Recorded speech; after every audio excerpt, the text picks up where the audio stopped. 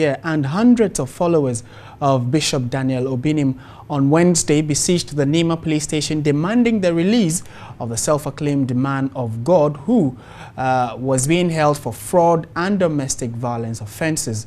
After about an hour of prayers at the Nima police station park, the action changed to "No Obinim, no vote." That was a chant by the worshippers. Now, the church members later marched to the police station, hailing insults and cursing the Ghana Police Service. It took the threat of tear gas from the police to keep them at bay.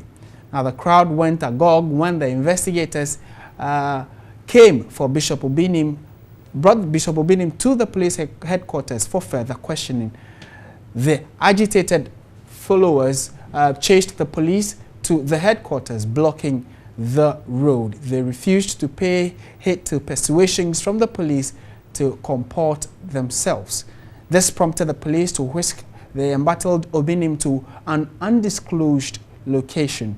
Whilst the bishop was being whisked away, at the blind side of the crowd, a woman reportedly slapped a policeman and got herself arrested. A deployment from the formed police unit was later called in to reinforce the police station, and also they came with water cannons to disperse the crowd.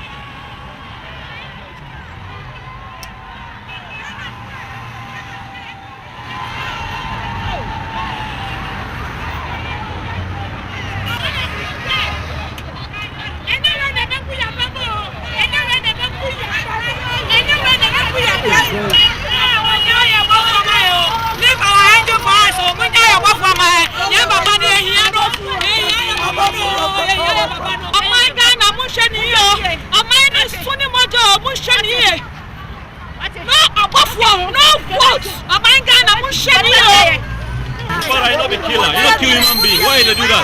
Ghanaians will be fooled. You understand? Ghana ain't yet that. Ghana ain't yet that. He's going to lose. He's a killer. He's not a killer. He's not a killer.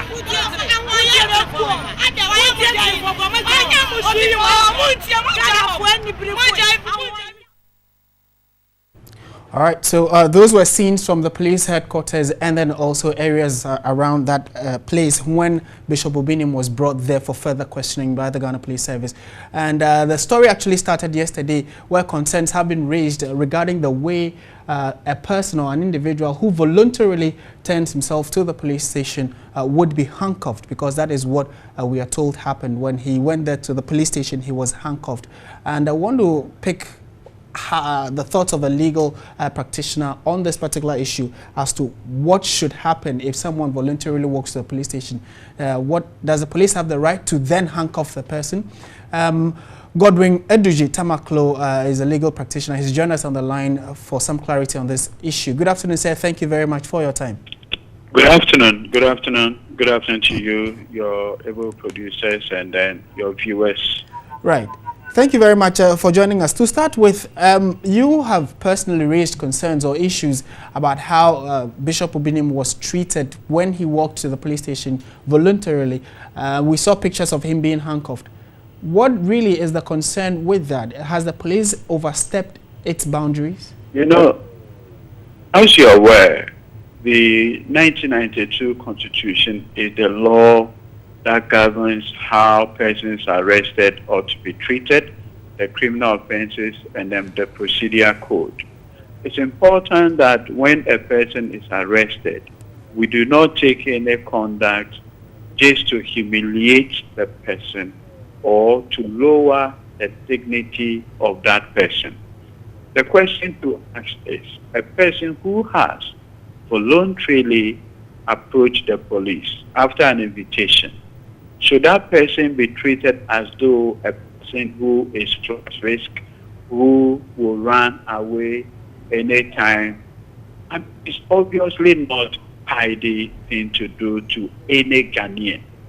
More importantly, when a person has unveiled himself to the police, it is completely untidy. It is not something that we ought to encourage. It lowers the dignity of the individual, especially so when this is just for the purpose of investigation. It may turn out that the allegation is not true. How then do you restore the humiliation, the lowering of that person's dignity? I think that the Ghana police, with respect to them, they are doing a good job, but some of these things do not. Mr. Eduji, what about concerns being raised or other aspects of this being raised where the question is, he came in there voluntarily, all right, but this was after several days of the invitation and his consistent refusal to report to the police station as of the time he was given. So could it not be that there was a possibility he could flee? No, not at all. To the extent, notwithstanding what you have stated, to the extent that he himself decides to come, that to settle everything. It is not the case as though he's running away, then you go to arrest him, or there was exchange or something, and then you arrested him. No, this one, he himself unveiled himself to the process. I was thinking that this should suffice, and so that at least his dignity will be respected. Say that the police are entitled to investigate any crime, however, how it is done. Okay. It's important that we all look at the dignity. And finally, when all this is said and done, can he take them on? For instance, if at the end of the case he is found not guilty, can he take them on just for the purpose of investigation? I do not think that there should be a basis for which reason you say you want to take the police on. If humiliation, like you mentioned, at least he's been brandished as a criminal, he's been handcuffed, it not he's now within? A suspect. Okay. A suspect. So for now, he's just a suspect. At least the investigation should have the possibility of clearing his name. Okay. Thank you very much for your thoughts on this particular issue. Godwin Eduji Tamaklo is a legal practitioner and just telling us what his thoughts were on Obinim being handcuffed. This is still Midday Live on TV3.